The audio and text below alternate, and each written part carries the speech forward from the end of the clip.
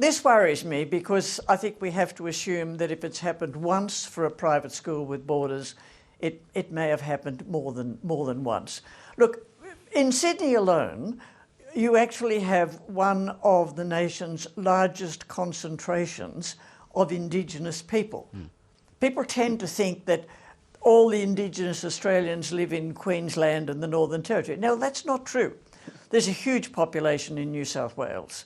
I would have thought that if we were talking about priorities, there would have been a conscious attempt to reach out through the Aboriginal medical services and other localised systems to make sure that one of the highest risk populations was in fact being vaccinated at a very early stage of any vaccination program. And this is one of the things that just astonishes me.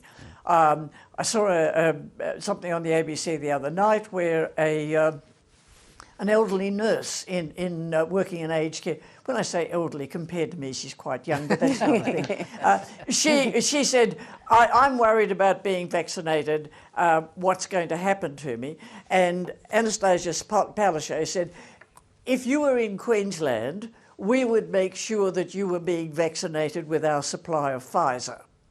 Now, I wish we could hear from New South Wales and some of the other states something comparable about the supplies of Pfizer, the limited supplies of Pfizer that they currently have, and who are the highest priorities in health terms in those states to get vaccinated.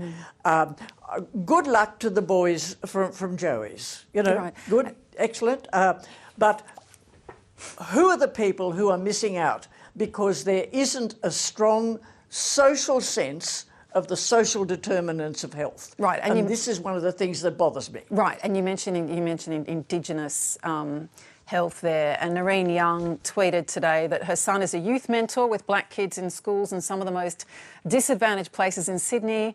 She says he can't get vaccinated until August, and I'm betting the kids aren't either. The truth is, though, Jeffrey, a lot of people have actually been gaming the system.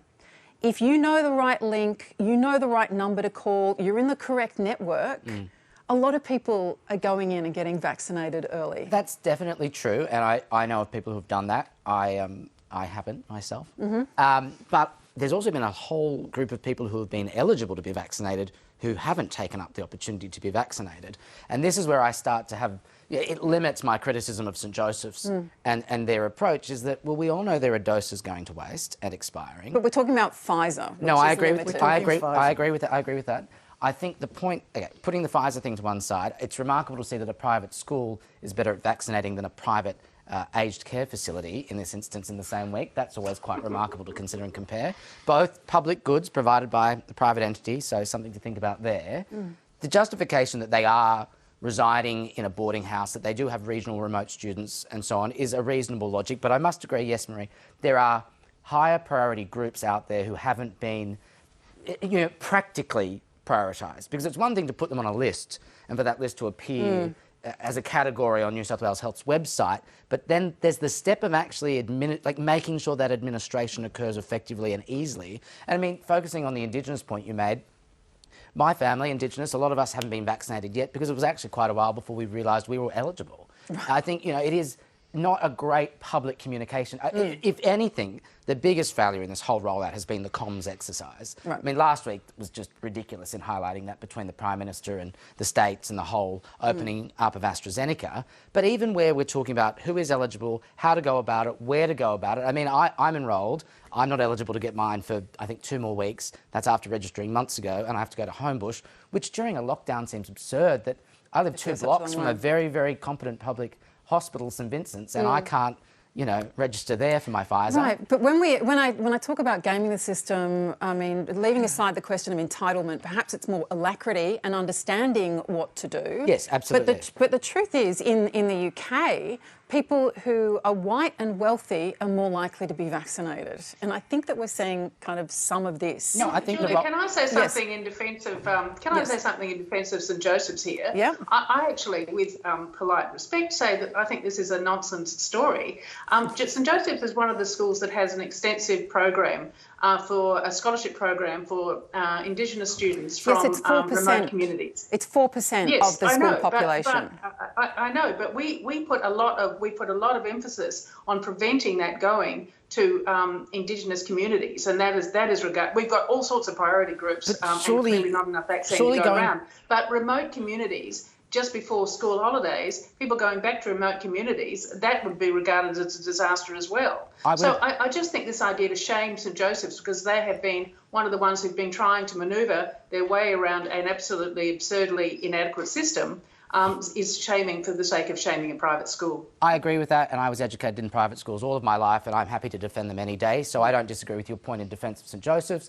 I think I probably want to emphasise Marie's point about the largest Indigenous population in this country residing between Parramatta and the Blue Mountains, and how I would guarantee the Indigenous population at Penrith Selective High School is a lot higher than 4%, and that's before we get to Mount Druitt or anywhere else, Richmond, Windsor High, Baulkham Hills High, if they're, you know, I'm just saying the fact that those communities haven't been focused on in terms of being just... Why hasn't New South Wales Health rolled in to Penrith High, into Mount Druitt High, with a mobile van and vaccinated? If Indigenous let me bring Holly in, because I want to steer the conversation. We're not talking here about, you know, private schools and privilege. We're talking about how the system works and whether it's efficient and whether the right people are getting access to it at the right time. Because if they don't, then it throws the whole system out. If we don't have aged care workers, if we have a limousine driver picking people up from the airport, everything goes to pieces. There's a reason that we have that rollout, and if it's not working, we need to interrogate it. Yes.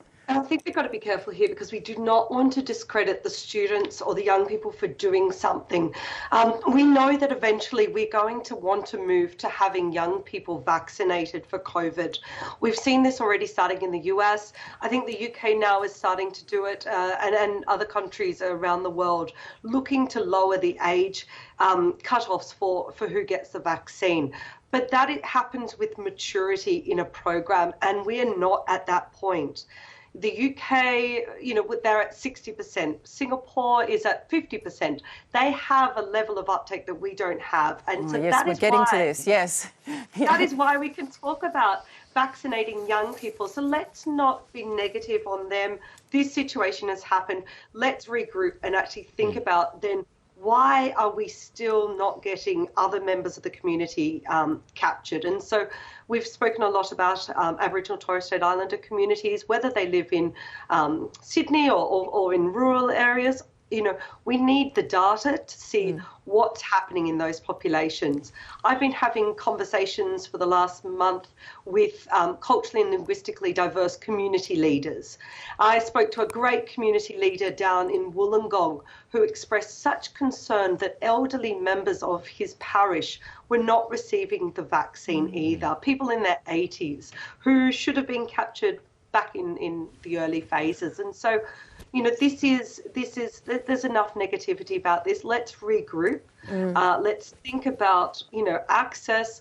Let's think about how we're supporting conversations to be having. You know, there's no point filling the papers with arguments around this.